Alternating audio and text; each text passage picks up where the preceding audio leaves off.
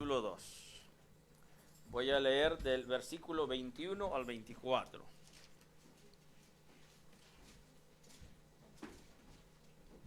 Evangelio de Lucas, capítulo 2, versículo del 21 al 24.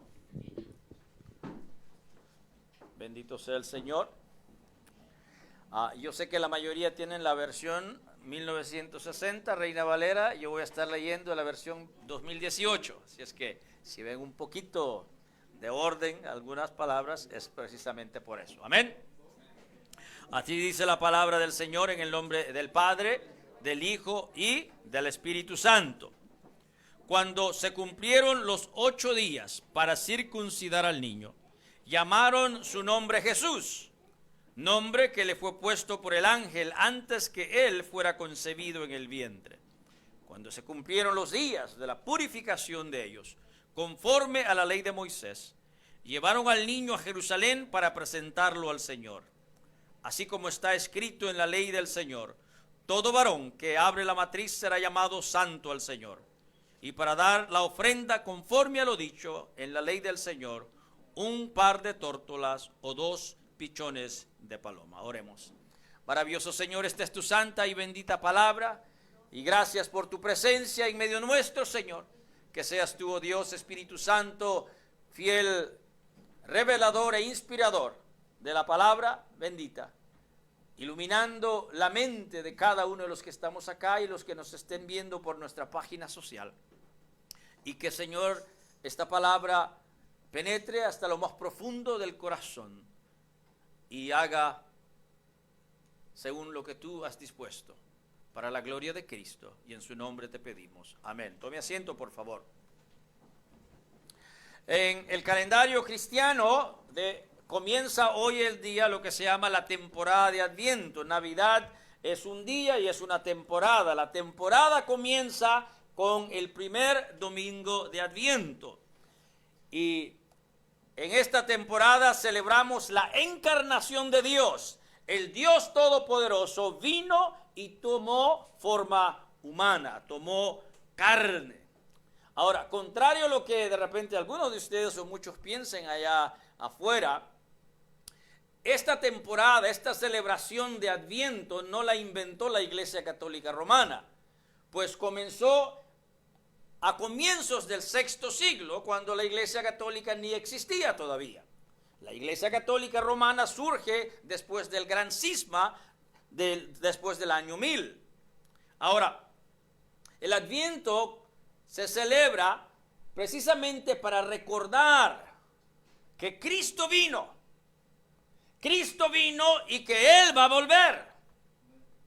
Ciertamente muchos hoy en día, por una u otra razón, dicen, no celebramos la Navidad, que por esto y otra razón.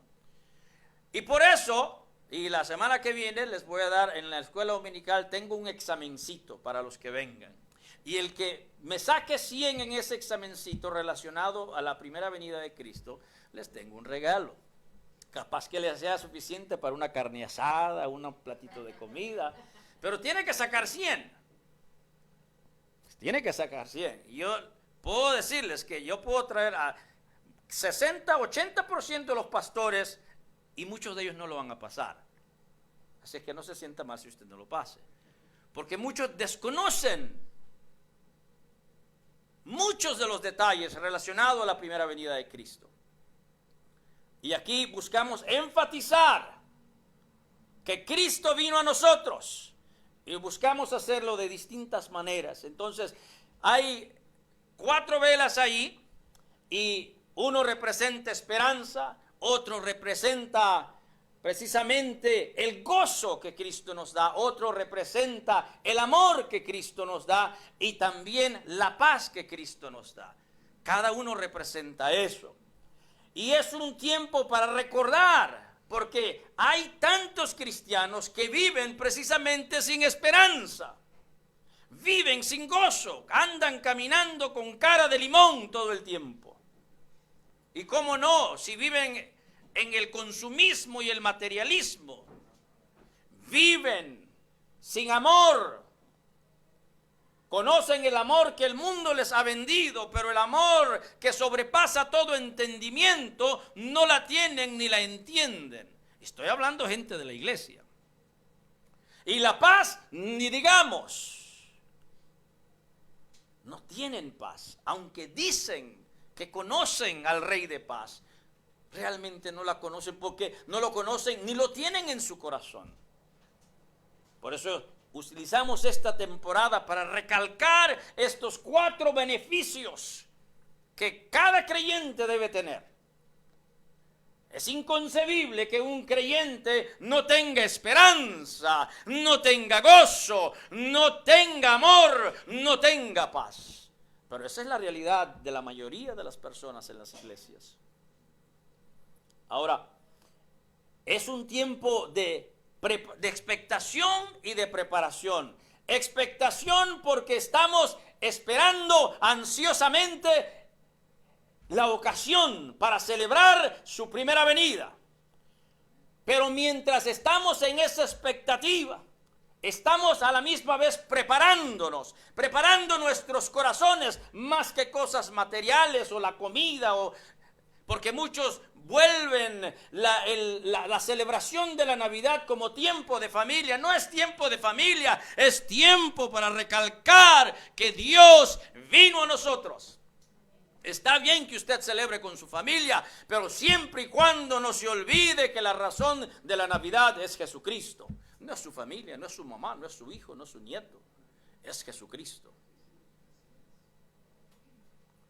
Oigo muchos que dicen, no, a mí no me gusta celebrar la Navidad, dice, porque es que es un tiempo más difícil, porque pienso en mi mamá que murió, mi abuelita, y así por el estilo. ¿Y quién te dijo que Navidad tiene que ver con tu mamá, con tu tío, con tu papá o qué sé yo? Tiene que ver con Jesucristo. Por eso puedes tener gozo, ¿verdad? Ahora, hoy enfatizamos la esperanza del creyente. Y resulta que vamos a hacer énfasis en uno de los detalles acerca de la primera venida de Cristo. Y voy a enfocarme en la presentación del Señor Jesucristo en el templo.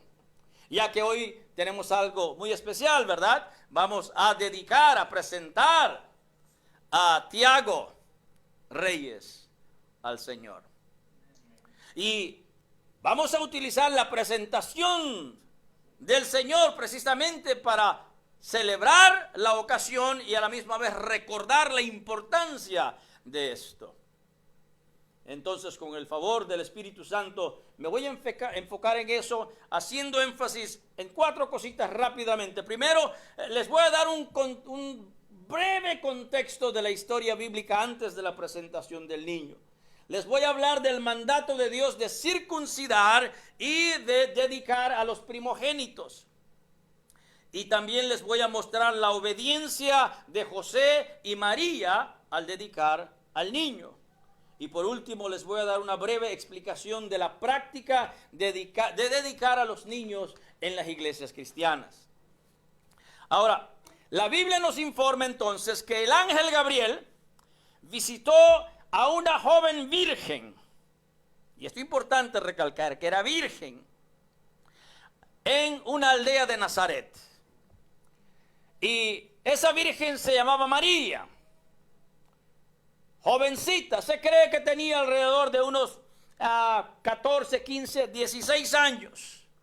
A usted le parecerá algo, especialmente juzgándolo esta temporada, ¿verdad? Era una niña. Bueno, en aquel tiempo ya a los 13 años ya se casaban, ya empezaban a tener hijos, ¿verdad? Pero déjeme decirle que una muchacha de 13, 14 años de aquel entonces es equivalente de una mujer de 35 años de hoy.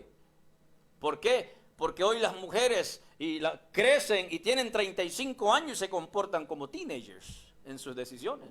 No han madurado. Y las que son teenagers se comportan como si tuvieran 6, 7 años.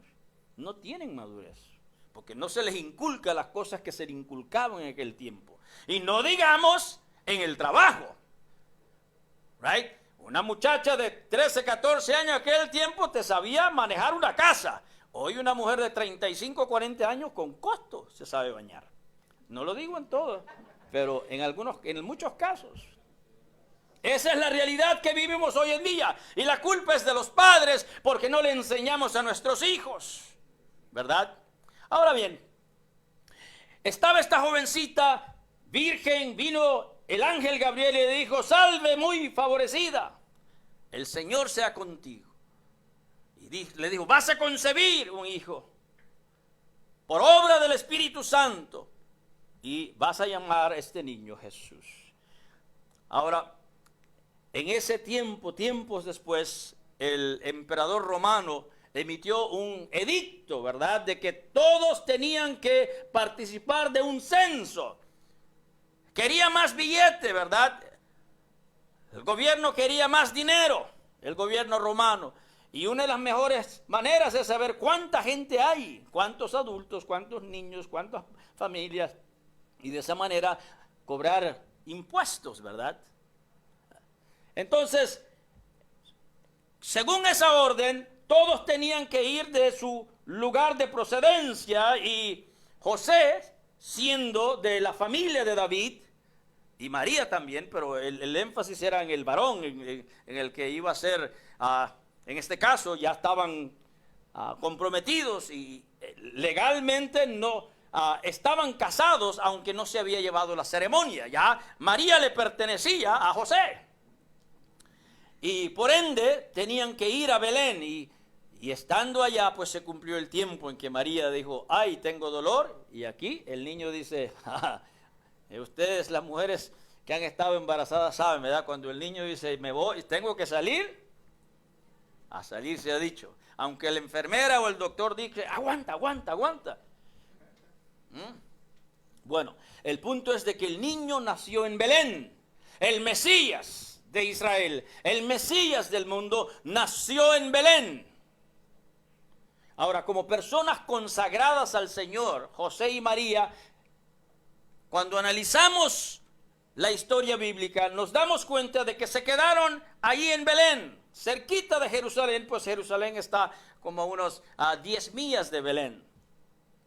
Y se quedaron ahí porque tenían que cumplir con la orden que Dios dio de que el niño tenía que ser circuncidado, y después de ser circuncidado tenía que ser presentado.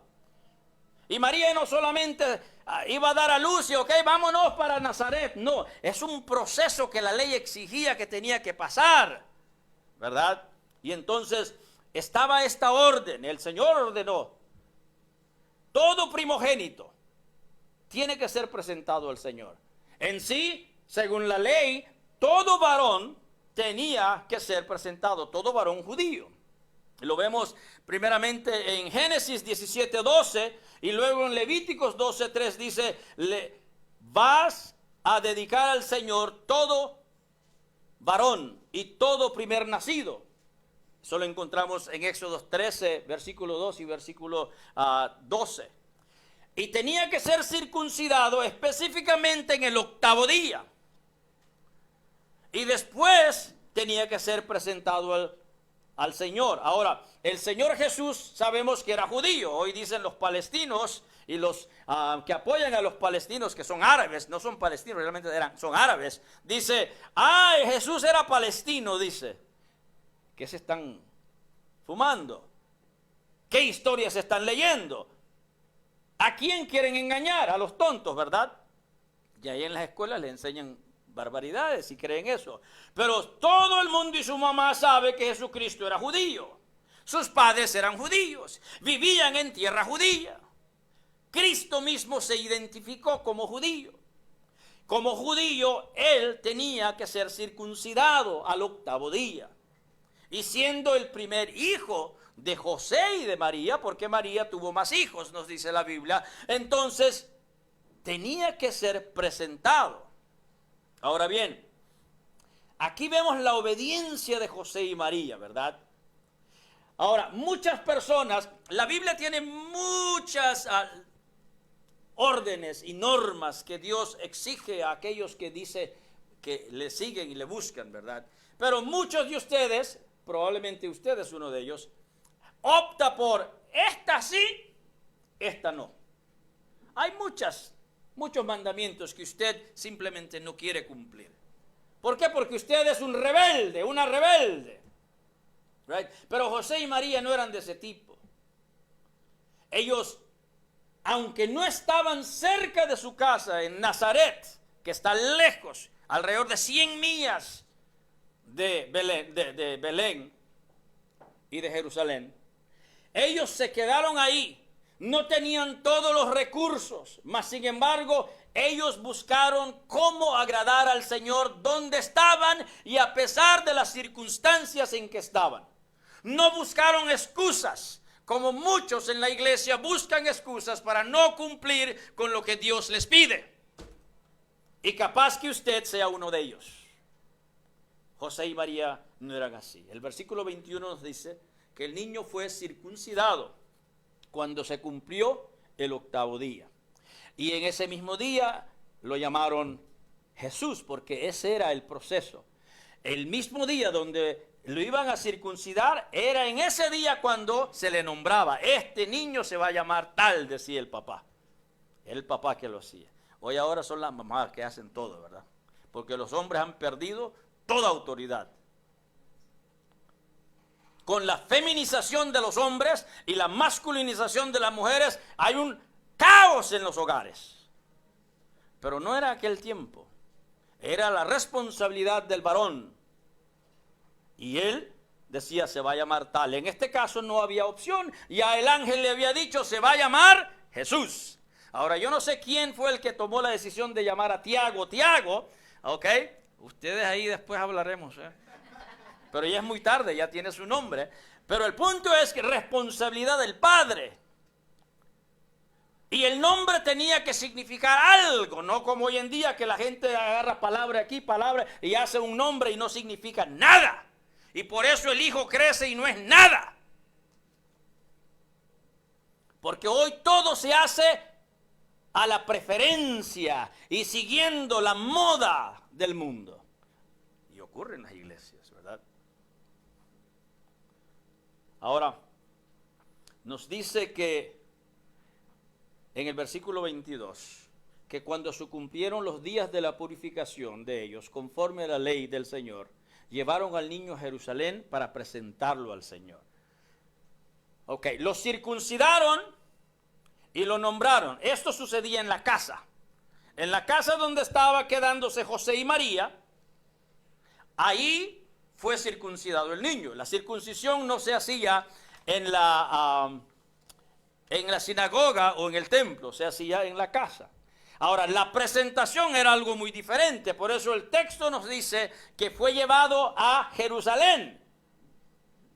Ahora, cuando dice que fue llevado a Jerusalén, no vaya a creer que lo llevaron y dice, ok, vamos a llevar al niño para que demos una vuelta por Jerusalén. No, se infiere, ¿verdad?, que fue llevado a Jerusalén, o sea, al templo, porque ¿dónde estaba el templo? En Jerusalén. Eso es lo que quiere decir. Lo llevaron al templo para presentarlo. Porque la ley exigía, y exige todavía, de que si usted fuera judío, right, el hijo varón, el primogénito, debe ser presentado en el templo. Y por eso el Señor Jesús tuvo que ser llevado al templo. Porque era el lugar donde tenía que ser presentado. Ahora, ser presentado quiere decir de que José y María dijeron, Señor, aquí está nuestro hijo. El que nos has dado, aquí está. Te lo dedicamos a ti. Es para ti. Es tuyo. Claro, usted se pelea, ¿verdad?, con todos sus hijos. En ti, todos los hijos son del Señor que usted tiene. Eso es prestadito que te lo ha dado. Pero con muchas responsabilidades, en el cual fallamos muchos, ¿verdad? Pero José y María entendieron eso, ¿verdad? Y cumplieron y llevaron al niño y se lo dedicaron al Señor. Lo apartaron para eso. Aunque la Biblia no nos da mucha información de cuando el Señor Jesús fue presentado y hasta que Él vuelve a aparecer a los 12 años, no sabemos mucho. Conociendo a sus padres, sabemos nosotros de que el niño fue instruido en lo que la ley exige. Y capaz que no había ni necesidad de instruirlo porque era la ley andando, right? El Señor Jesucristo. Entonces, ellos hicieron lo que tenían que hacer, tal como dice la palabra. Y algo más acerca de lo que exigía la ley. Cuando ellos circuncidaban al niño, pasaban el periodo de 40 días que María tenía que purificarse. Para un varón era 40 días, para una mujer era el doble, 80 días. Bueno, 40 días, María entonces podía presentarse al templo y presentar a su hijo, porque Dios valora la familia. Bien pudo haber Dios dicho, ok, el niño nace al 8º día, se presenta, circuncida, se hace todo. Pero no, porque Dios decía, la mamá tiene que pasar por un proceso de purificación. Y no se vaya a encajar en eso de la purificación y decir, bueno, es que era puro impura y eso. También tiene que ver con el hecho de que la mujer, habiendo dado a luz, necesitaba descanso. Y Dios quien cuida de la mujer. Si hay alguien que cuida de la mujer, no son las organizaciones feministas, es Dios. Dios siempre ha cuidado a la mujer. Y este periodo de 40 días es para que la mujer pudiera recobrar las fuerzas que había perdido al dar a luz. Hoy en día las mujeres, ¿verdad?, dan a luz y a los 3, 4 días y andan caminando y... right? Antes no era así. Todavía no hace mucho. Ay, yo estoy más viejito que ustedes, pero no vaya a creer. Yo me acuerdo, en tiempo mi mamá y les decía, no, tenían que fajarse, decían. Y la mujer no puede salir, tiene que, antes de salir, tiene que taparse la cabeza. Y por eso esas mujeres son robustas. Mi mamá tiene 80, hoy es su cumpleaños mi mamá. 80 años, pero tú la ves, caminas ahí, right? Como que... Y una muchacha de 15 años anda quejándose. Y una mujer de 80 años camina y levanta. Y, ¿por qué? Se cuidaban, right? Entonces, en este proceso de purificación, después que acababa entonces María podía ir al templo, pero faltaba algo más. Ellos se presentaban al templo, pero no con las manos vacías. La ley exigía que debían de presentarse, si usted lee el versículo 24, dice, para dar la ofrenda conforme a lo dicho en la ley del Señor, un par de tórtolas o 2 pichones de paloma. Estaban dedicando a su hijo y a la misma vez con ello trayendo al Señor una ofrenda especial de gratitud. Y ellos, recuerda, estaban lejos de Nazaret. Eran pobres. ¿Cómo sabemos que eran pobres? Precisamente por la ofrenda. Los pobres daban tórtolas. Los que tenían más billetes tenían que dar borregos y eso, porque costaban 20, 40, 50 veces más. Pero 2 tortolitas. No había excusa para nadie, para cumplir. Y es hoy y Dios sigue exigiendo, ¿verdad? Y mucha gente piensa que Dios ya no exige. Dice, no, pues estamos viviendo en el tiempo de la gracia, Dios ya no exige. Yo no sé quién te ha enseñado semejante barbaridad, pero Dios sigue exigiendo. Dios exige, el estándar de Dios es aquí. Siempre ha sido aquí. Es más, en el Nuevo Testamento el estándar es mucho más alto que en el Antiguo Testamento.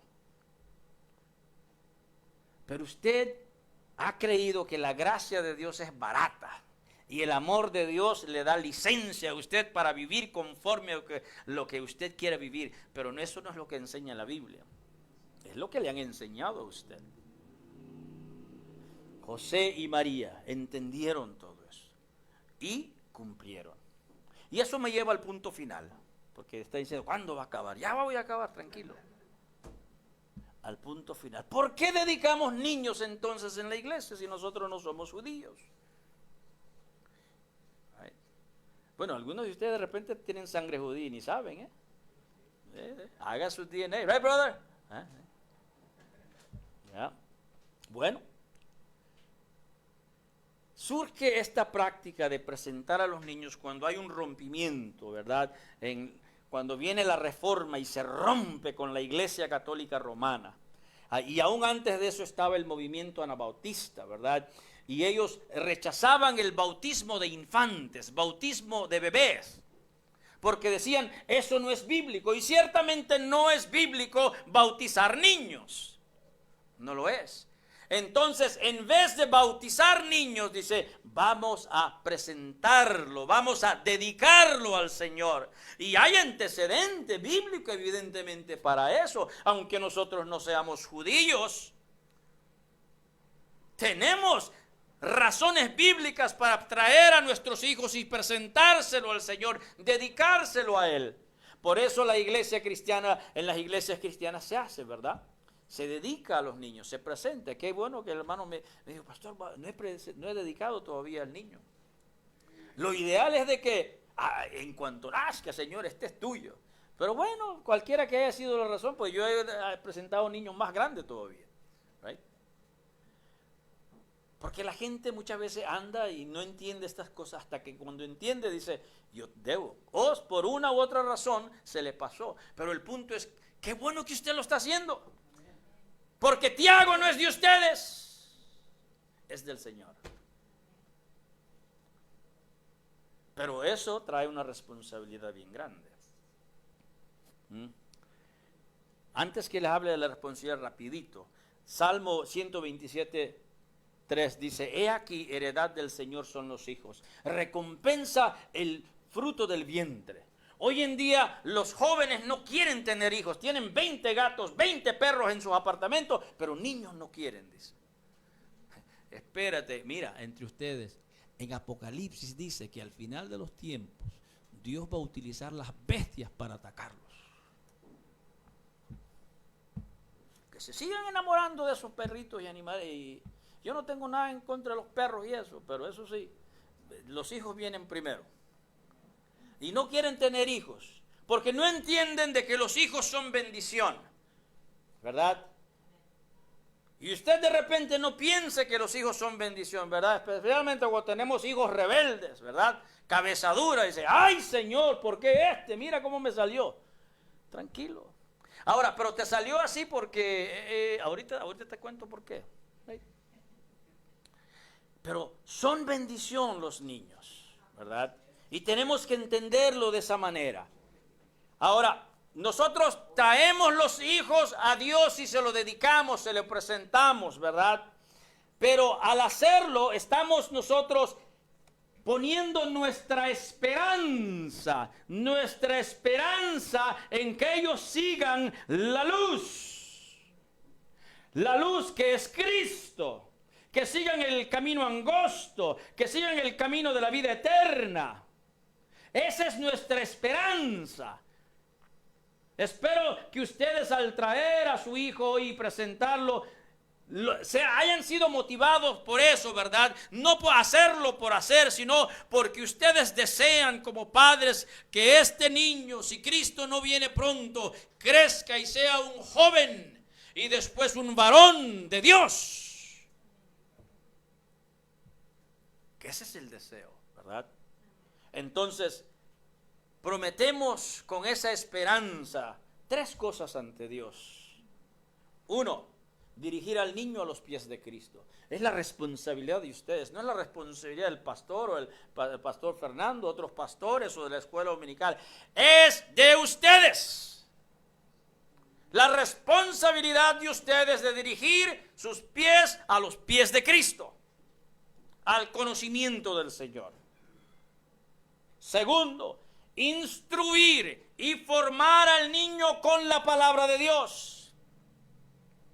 Es responsabilidad de ustedes, no de sus abuelos. Por más fácil que les parezca decir, llévese a Tiago, no es responsabilidad de ellos, es de ustedes. Es de ustedes. No es responsabilidad de los maestros en la escuela pública, peor todavía, porque hoy ya desde temprano en elementary school ya le están enseñando transgenderism y todas las ideologías perversas habidas y por haber. Y no digamos, en college, están más chicharrón hoy la mayoría de los, right? Están más perdidos que Adán en el Día de las Madres. Se gradúan con un título universitario y dicen, what? Who told you such thing? My professor. You're following a fool. Right? But así están las cosas. Ustedes deben de instruir y formar al niño. ¿Verdad?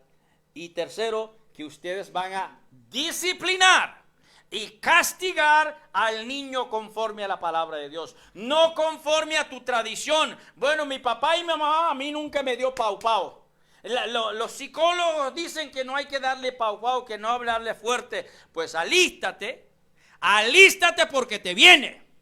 Cuando ese chamaco tenga 13, 14, 15 años y te levante la mano y quiera hacer lo que quiera hacer, entonces tú vas a querer reclamarle a Dios y de Dios. ¿Pero por qué? Porque tú eres un testarudo, te va a decir el Espíritu Santo. Nunca quisiste entender, nunca quisiste agarrar la faja y decir, venga acá niño, tres nalgueadas y a ver si va a estar fregando. Pero no lo hace hoy en día, no lo hacen. Yo no sé qué la gente, especialmente en la iglesia, he encontrado tantos niños rebeldes, jóvenes, porque pues cómo van los jóvenes, si son rebeldes niños, van a ser rebeldes jóvenes, y viejos, y papá, son los que causan problemas en las iglesias, porque nunca fueron disciplinados en la disciplina y amonestación del Señor. Tienes que disciplinar a tus hijos. Es responsabilidad tuya. En la mañana te dije, ¿verdad? Le diste medicina. Tú pensabas que estaba hablando de medicina. No, medicina se llama fajitis. Dice la palabra de Dios que hay que corregirlo con vara. Usted dice, es que eso es para tiempos de antiguos. Hoy los psicólogos dicen, bueno, síguese a los psicólogos y vas a ver dónde van a parar tus hijos. Igual que todos los demás jóvenes. En los vicios, en los placeres, en la perdición, en la vanidad. A eso van a parar. Y después te vas a hacer la víctima ante Dios y decir, ay Señor, pero es que yo vengo a la iglesia, Señor, pero yo oro. Pero entonces, ¿por qué no estás haciendo las otras cosas? Sí, está bien que ores, está bien que vengas a la iglesia, pero ¿por qué no haces las otras cosas? ¿Por qué no estás instruyendo, no estás formando, no estás disciplinando, no estás castigando? ¿Por qué no? Es que todavía no entiende. El que no entiende eres tú. El niño, la edad más importante es de 0 a 5 años. Dice, no, es que todavía no entiende. Ok, good. Ahí me lo vas a traer un día, si no he muerto y estoy aquí, o tal vez en otro lado te veo, no sé dónde Dios me va a ver el año que viene, si es que voy a estar vivo, yo no sé, pero ahí va a decir, pastor, pero ¿qué hago? ¿Cómo voy a aconsejar con...? Y yo soy de los que te digo, rafla, ¿hiciste o no hiciste? No te hagas la víctima, brother, no te hagas la víctima. Y la mamá, el papá quiere castigar, dice la mamá, a mí me costó 9 meses. ¿Oh sí? Está bien, ahora te va a costar lágrimas y dolor, porque ¿acaso no dice la Escritura acerca de las mamás que andan mimando a sus hijos? Hijo mimado avergüenza a quién dice, a su mamá o a su papá. ¿Qué dice la Biblia? A ver, ¿hello? ¿Por qué la mamá? Porque las mamás son las que andan ahí mimando. Lamentablemente muchos padres hoy en día ni disciplinan, y si disciplinan ya lo hacen con enojo. Entonces en vez de castigar lo que están es abusando del niño, y tampoco eso. La Biblia no dice que usted tiene licencia para abusar, no señor, ni físicamente ni verbalmente. Pero hay que castigar, que hay que castigar, hay que castigar. Bueno, ya casi hice un poco de lo que el Pastor Fernando iba a hacer con ustedes. I'm sorry, brother. Yo sé que tú tenías tremendo ahí, pero todavía les viene, no te preocupes, cálmense. Entonces, hay argumentos y razones bíblicas para presentar y dedicar a nuestros hijos a Dios. Es más, en Mateo 19, versículo 13 al 14, hay algo referente a esto. Dice así la escritura, oigan lo que dice.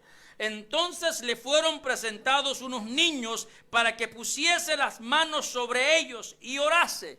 Y los discípulos les reprendieron. Pero Jesús dijo, dejad a los niños venir a mí y no se los impidáis, porque de los tales es el reino de los cielos. Es de los niños y de los que piensan y tienen la mentalidad como de niños, no en comportarse, sino en su fe hacia Dios. Right. Este chamaquito que está aquí, mi único hijo, tremendo, él lo aguanta. Hey. Si yo no lo hubiera corregido, y yo le hubiera llevado al médico, le hubieran recetado pastillas de esas y anduviera dundo ahí todo, por endrogado.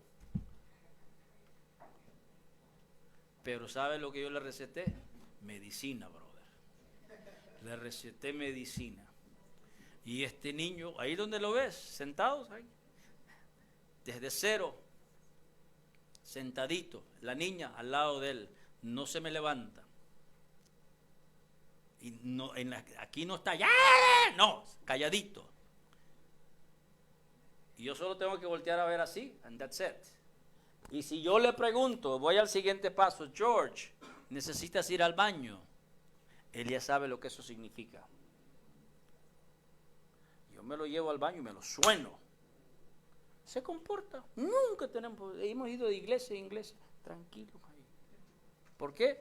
Porque seguimos. Ahora, no somos padres perfectos, tenemos muchas fallas, pero buscamos nosotros poner en práctica lo que dice el Señor. Se lo dediqué al Señor. Igual, tempranito. Al octavo día creo que fue lo que le dedicamos. Al octavo día. Al octavo día lo circuncidamos, pero después, creo que una semana después lo presentamos con el pastor Amado, amigo mío que ya murió, cubano. Sí. Amén. Bueno, Pastor Fernando, pasa adelante, brother. Pastor Fernando va a dedicar a Tiago